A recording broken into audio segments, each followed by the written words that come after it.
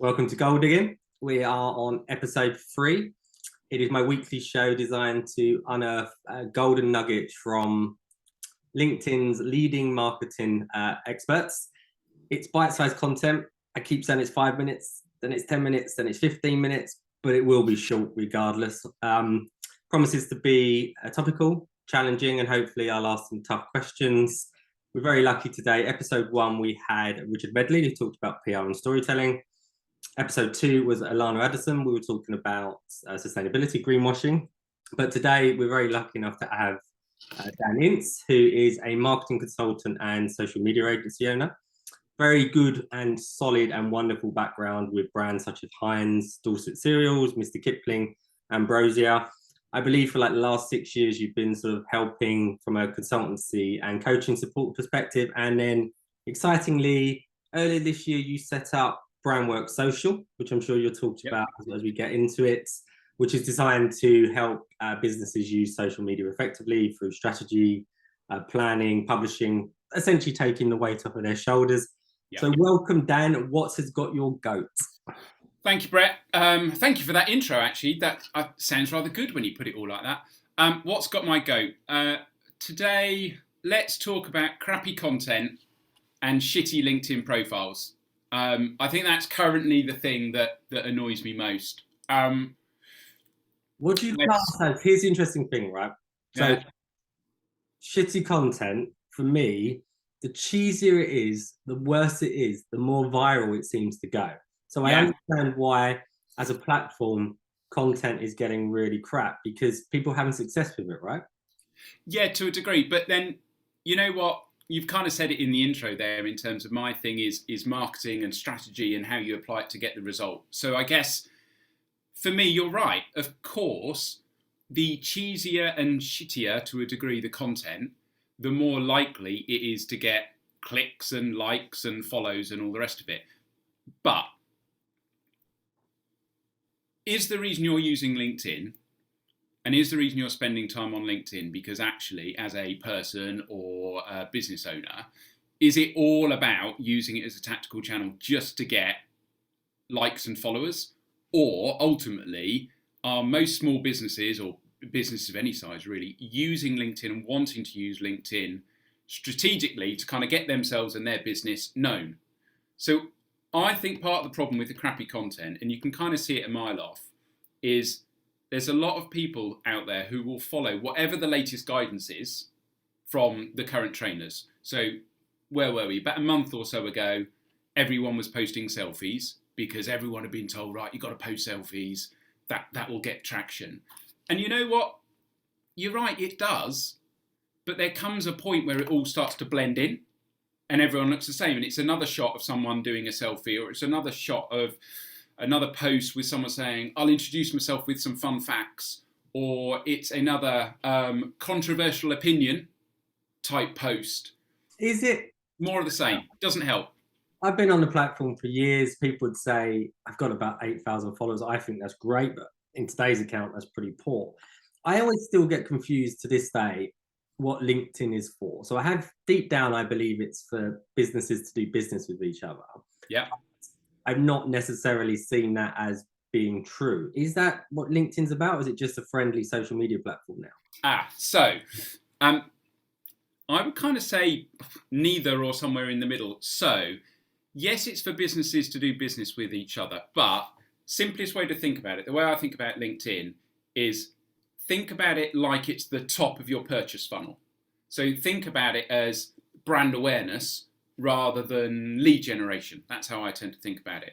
So it's about showing who you are, your business, what you're about, and finding people and engaging with people and building those connections. But, and here's the but, if you then say, all right, but hang on, I'm spending all this time on LinkedIn, what direct business am I driving from it? Because I don't really see it as a lead generation tool, unless you're getting into like DMs and all that stuff. That's another whole spammy conversation. Unless you're using it that way, which I kind of wouldn't, because it's connections, I would think about it as extending your reach and extending your network. And you know what? People always say, but what business have I got from LinkedIn? you know, and I'll ask myself the same question. But actually, when I track things back and look back, I do find that I will make connections, form relationships, get to know people, which in time will lead to business that ironically therefore has come, and I have got business that has come through LinkedIn by building those relationships. But also, you've got to bear in mind that every post you share, how many people are seeing that content and going, right, I've not met Brett before, never come across him, never come across cigarette brands, but actually I'm starting to get a bit of a view of who they are, and they're they're lurking, right? Yeah, and that's part of the reason I do it, is I have to believe deep down that this idea of lurkers exists. People that are on LinkedIn every day, but they don't actively perform. Yeah. So for someone like me, I decided a while back to have quite a straightforward point of view on LinkedIn. I wanted to stand for something. I wanted to call out BS in marketing. I wanted to build ideas and just show that I'm forever looking at the world with open eyes. How, from your perspective, different should everyone be on there? So we talk about, I don't want to use the word personal branding because that's part of the wanky problem with the platform. Yeah. But someone like you, obviously with Brandworks, how would you advise someone to find their own unique style on the platform? No, it's a good call. So I guess what we do is the way we look at it with the clients we work with, and to be honest, we're typically working with smaller service business clients, and they're kind of oftentimes already on LinkedIn but aren't really getting the results they want. So we take them back to basics and we say, start with strategy. So start by getting clarity around what's your objective. So why are you on the platform? Why are you using it? You know, you're spending working time on it. Let's be really clear about ultimately what your objective is and what you want to get from it. 9 times out of 10, that's going to be about building brand awareness of who you are. But then most importantly, who's your audience? Who are you trying to tap into? Who do you want to get your stuff in front of? And what do you think is interesting or important to them?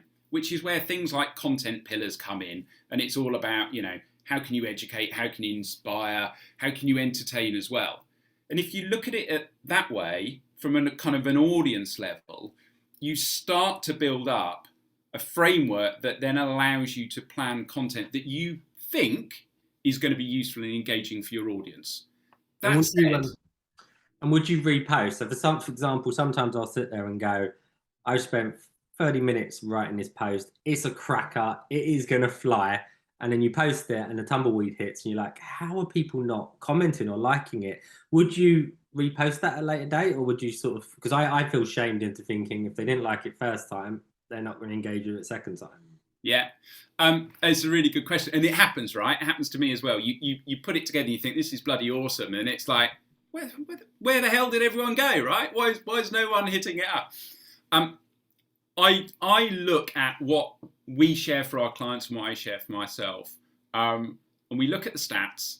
And to be honest, where we think we've done something that we think is pretty good, either for us or a client, and yet it's not really got the traction, I absolutely go back and repost down the track, maybe a month or so later, whatever it might be. Because I've spent the time and effort and I still think what we've done is of value.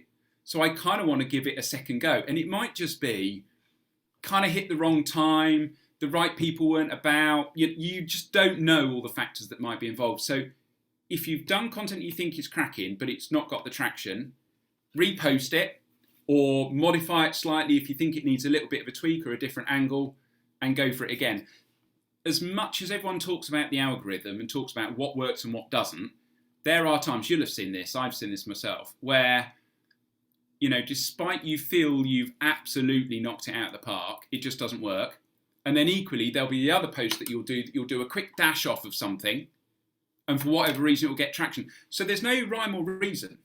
And I think part of that is the fact that, and this kind of ties into the brand awareness thing, right? So all the marketing professors will tell us that at any point in time, 95% of your customers aren't ready to buy. Yeah. Right? So if you hold that thought, then that could explain, A, why you're putting content and it's a bit hit and miss in terms of results. But also it really hammers the point of why consistency of kind of who you are, what you're about, how you come across, but also frequency in terms of every other day or whatever it might be, and building over time is really important. Because you don't know when that person who's lurking in the background might be ready to buy from you. It might be this week, next year, 2 years down the track, right? I've had people who have come back to me and said, we've decided to work with you because we really like the post you did about marketing strategy, blah, blah, blah. I kind of look back through and realise that's a post I wrote 3 years ago. Absolutely. But they've obviously scoured my profile and kind of found it. So that consistency and building stuff over time, I think, is really important. 95% aren't ready to buy, right? No, and I agree. So to be fair, every time I meet someone, they always throw it in the last minute, oh, I like what you're doing on LinkedIn. I'm like, but you never liked it, you son of a bitch. But you're telling me you like it, but you're not engaging. But I guess that's the power of the platform. So from your perspective, the platform does need to be saved, right? There's a lot of tear jerking on there. There's a lot of pulling in the directions of whether it's sexism, racism, female empowerment. There's a lot of kind of tapping into global tensions, but done for a sort of self-fulfilling prophecy type way. There's a lot of people that are regurgitating content. What would you do? What would you be saying to people today to help save the platform, but also help grow their own business? What sort of couple of things would you say do tomorrow? So, firstly, there's a lot of crappy content out there, right? But before we jumped on this call, I scrolled through my feed to see if I could find some examples of crappy content. And I kind of struggled. And the reason I struggle is actually I nurture my network in terms of who I connect with. So it's not anyone and everyone. And I also nurture what I kind of like and then pay attention to.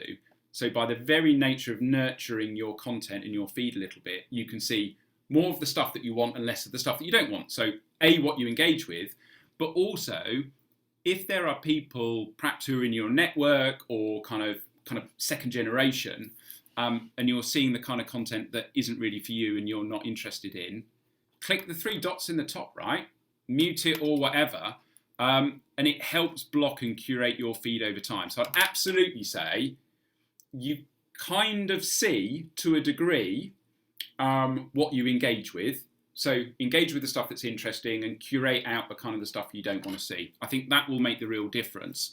And then I think for businesses trying to really cut through, be clear about who you are, what you do, classic stuff, what's different about you, why should your prospective customers care, focus in on that, make sure you're consistent in terms of your messaging, but also don't fall into the trap of thinking you can just like post stuff and that's it, that's your job done.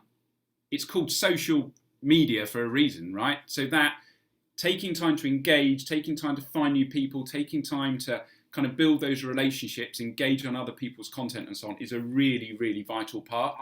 It's one of those things, I think it's a platform, like most, you kind of get out what you put in. Mm-hmm. And you kind of see a reflection of what you engage with. I mean, tear-jerking posts, the day the tear-jerker post hit, I had to go and search to find what everyone else was talking about because it didn't come up in my feed. See, I'm connected to the wrong people. I must see them about 1 million times a day. I'm just like another one.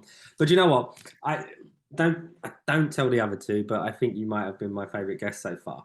And because it's relevant to the platform where gold digging exists, I could carry on the conversation forever. But I think what we'll do is, I said it to Alana last week as well, which is, this is such important content. I think we'll schedule up a follow-up so that we can dig deeper into some of the stuff that's got your goat over the last couple of days. So, well, thank you very much, Dan. You have been a wonderful guest and really appreciate your time. No, it's been cool. Thanks, Brett.